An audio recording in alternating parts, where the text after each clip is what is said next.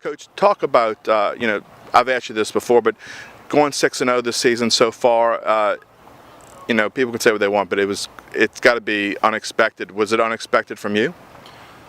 Well, we've been asked that before. Did you think you were going to be 6-0 this year? This sounds like a cliche, but truth be told, Jim, we literally take one game at a time. I mean, it sounds old school, like just the right thing to say. We play one at a time. We're not thinking about anything but the next opponent, and next opponent gives us enough to think about right now. Okay, well, if someone would have told you after the second to last game of 2012 that you wouldn't lose another game for at least almost 2 years, I mean, we don't know when you're going to lose, but right, would you have believed them? I would only been thinking about the next. Okay, fair enough. Fair enough. Yeah. Truth be told, is our interior people, most of those guys on the offensive and defensive lines were bad.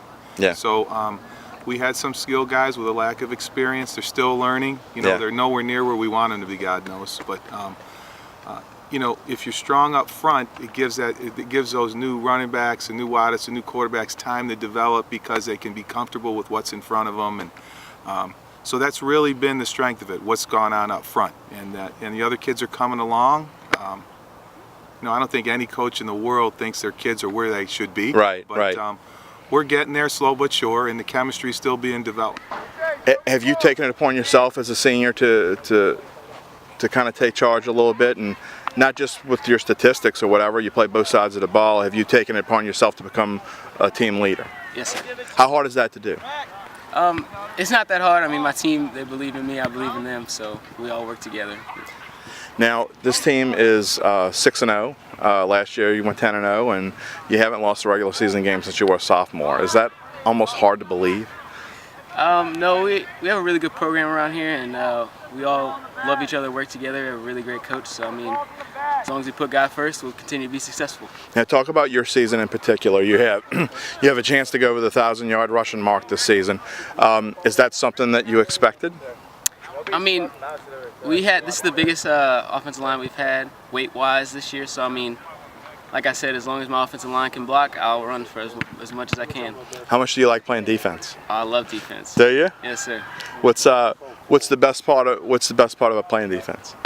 Defense is I feel like it's like a mystery. You don't know what the offense is doing, so yeah.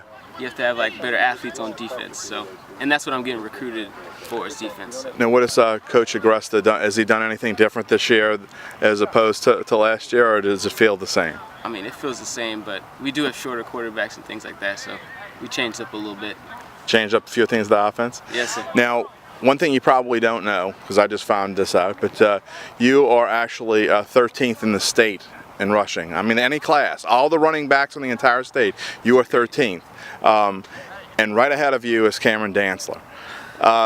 Is that kind of an interesting little feature there? I mean, do you think about stats at all?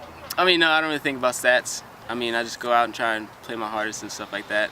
I get guys come up and tell me, and I was like, oh, okay, And your opponent this week, St. Thomas Aquinas and Cameron Dantzler, what do you see in him, and what do you expect out of those guys this week? I mean, he's a great player. I know him.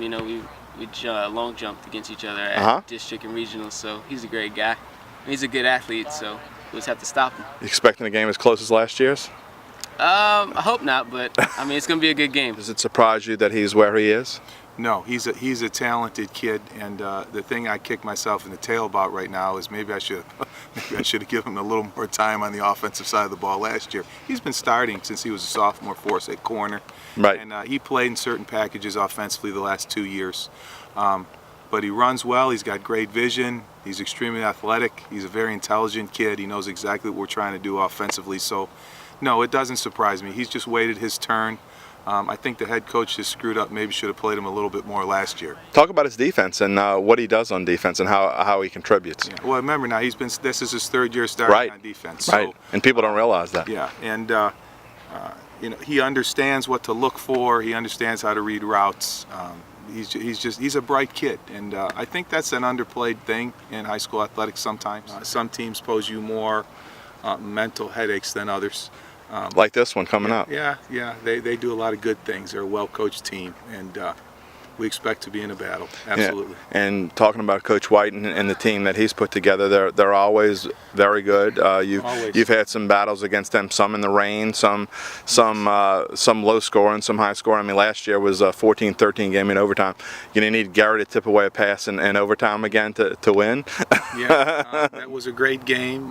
You know, I've heard a lot of people say it's one of the best high school football games they've seen.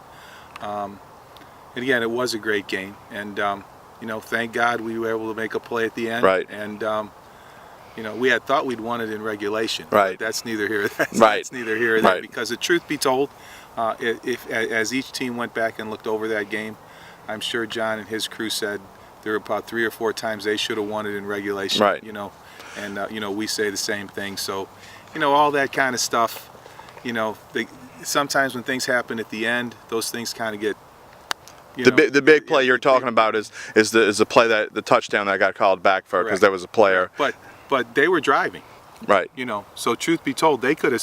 You know, even though we scored, it could have been them that, in their mind, they thought they probably should have scored. Right. So, Right. Yeah, and when things happen at the end, they're a little bit more magnified. But if you go back and look at that tape, there were a lot of things that happened through 4 quarters of football that could have swung that game as well. So, I'm assuming you've watched the tape more than once.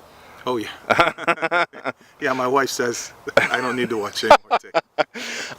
And this game, you know, you guys combined are 11-1. It's going to be. It very well could be for the district champ. I mean, we can't say that's for the district championship. There's still 3 games to go after this, but the winner of this game certainly has the upper hand for the district. Oh, sure, but you know, we've got Pine ahead of us. Right. You know, we've got Hannon. Hannon played St. Thomas extremely tough last week, and Pope John Paul is a rival. So, Right. I think this district over the years has turned into a very competitive district. So, every week you have your hands.